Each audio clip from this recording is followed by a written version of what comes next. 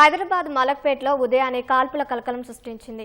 CPI రాష్ట్ర కార్యవర్గ సభ్యుడు చందు నాయక్ను దుండగులు కాల్చి చంపారు. ఉదయపు నడకకు వచ్చిన ఆయన్ను పక్కా ప్రణాళికతో చంపేశారు. తమ నేత హత్యకు గురయ్యాడని తెలుసుకున్న స్థానికులు పెద్ద సంఖ్యలో అక్కడకు తరలివచ్చి కన్నీరు మున్నీరుగా విలపించారు.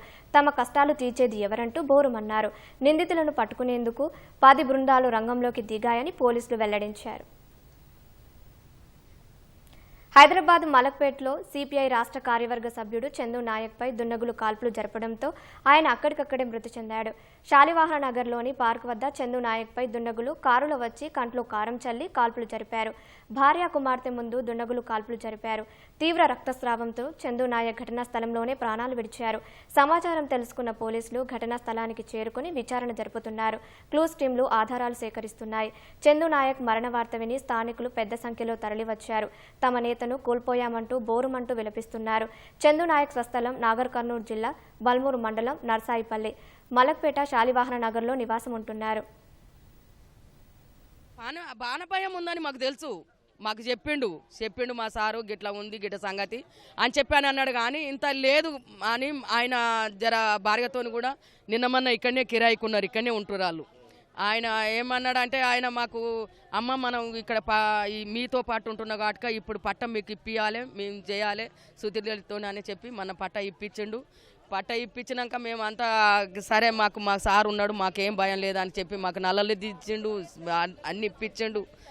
అన్ని డేనిస్లు వేసుకున్నాం. మాకు ఇప్పుడు మళ్ళీ మున్సిపాలిటీలో మనం వాళ్ళని పిలిపించి పెద్దది అదే ఇప్పించి చేసి దాన్ని ఇండ్లు కట్టిద్దాము, అంచి రోడ్డు లేవు పెద్దగా, అవన్నీ చేద్దామని చెప్పి అని అన్నాడు సారు. మాకేం చెప్పలేదు సార్. ఇంతకు ముందే మేము ఆడ గుడి కడుతున్నాము. గుడి కడుతుంటే ఆ గుడి కాడ మేము అది వాటర్ కొడుతున్నాము. వాటర్ కొడుతుంటే గనేట్ వచ్చిందని చెప్పేసి మాట్లాడిండు.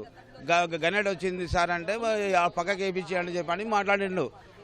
6:30 ప్రాంతంలో మాట్లాడినాక ఆడ నీళ్ళు కొట్టేసి మేము ఆడ నిలబడుతున్నాము. గుడి కాడ నిలబడ్డ ఫోన్ వచ్చింది ఇట్లా అయిందని.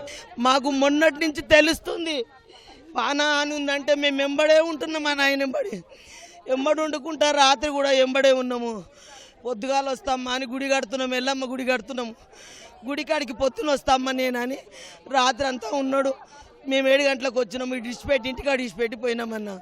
అదొక్కటే మాకు తెలుసు. వాళ్ళ భార్య వాళ్ళ బిడ్డ ఆయన ముగ్గురు కలిసి వస్తురట. కారు ఒకటి వెనకకెళ్ళి వచ్చిందట, టర్నింగ్ ఆగిందట. ఎందుకో కారు ఆగింది, నువ్వు ముందు పోతున్నావు మేము వెనక వస్తున్నాము ఆగు అని అడిగిందట వాళ్ళ భార్య. ఏం టెన్షన్ తీసుకోకు నేను ఉన్నలే అని చెప్పిండట. నిలబడ్డాడట. నిలబడి పార్కులోకి వచ్చిండట. ఒక చుట్టూ తిరిగి వచ్చిండట. గంతే చుట్టూ తిరిగి వచ్చే వరకు వాళ్ళ భార్య ఎదురొచ్చిందట. కళ్ళల్లో కారం కొట్టి 4 బుల్లెట్లు దింపిరట. అక్కడే పడిపోయిందట. వాళ్ళ భార్య చూస్తూనే ఉందట, వాళ్ళ బిడ్డ చూస్తూనే ఉందట. ఇక్కడ ఒక అబ్బాయి ఇక్కడ ఎవరో ఉండరట, ఇక్కడ కూడా ఒక ఆయన చూస్తూనే ఉండట.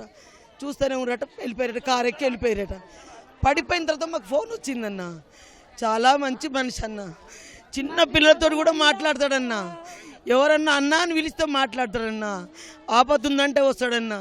జేబులో రూపాయి లేకున్నా ఎవరినన్నా సాయం చేసి రూపాయి ఇచ్చిపోతాడన్నా. ఇల్లు లేదంటే మాకు ఇల్లు వేయించిండన్న, పట్టాలు ఇప్పించిండన్న. ఎంత ఫైట్ చేసిండో అంత ఫైట్ చేసిండన్న. నల్లలు నీళ్లు కరెంటు అన్నీ ఇచ్చిండన్న. ఇప్పించి మాకు మేము ఆగమైపోయినామన్నా. ఇప్పుడు అన్న లేకపోతే మా తరఫున లేకుండా చేసిరన్న. అట్లాంటి అన్న ఎన్ని అన్నలు వచ్చినా మాకు కుర్రారన్న. బిడ్డ ఉంటాడు.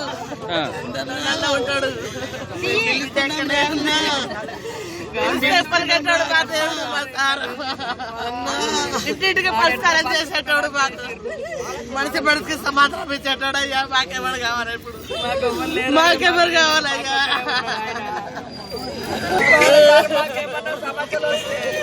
ఎవరికైనా చెప్పాలి మా సారా.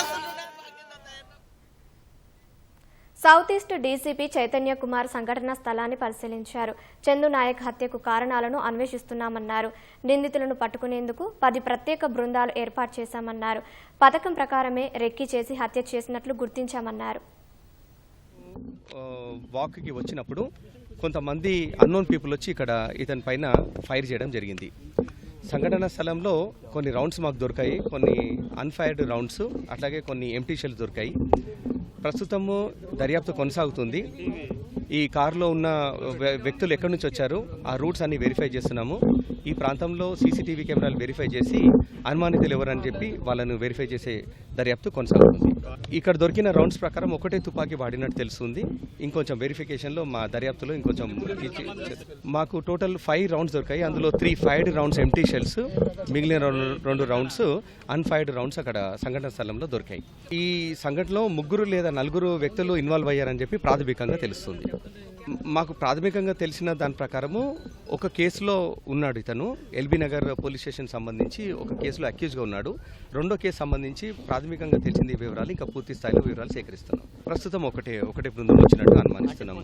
గతంలో రైవల్రీ ఉన్నట్టు అనుమానిస్తున్నాం. పాతల కక్షల నేపథ్యంలో జరిగిన మర్డర్గా భావిస్తున్నాం. దాదాపు 10 టీంలు అక్యూజ్డ్ కోసము ఈ కార్ ఎక్కడి నుంచి వచ్చింది, అట్లాగే ఈ పర్సన్ యొక్క బ్యాక్గ్రౌండ్, అనుమానితులను వెరిఫై చేయడానికి 10 దర్యాప్తు బృందాలు ఇందులోకి వచ్చాయి. ఇప్పుడే క్లూస్ టీం వచ్చి వివరాలు సేకరించడంతో పాటు డాగ్ స్క్వాడ్ కూడా వచ్చి కొంచెం ప్రిలిమినరీ ఇన్ఫర్మేషన్ సేకరించడం జరిగింది.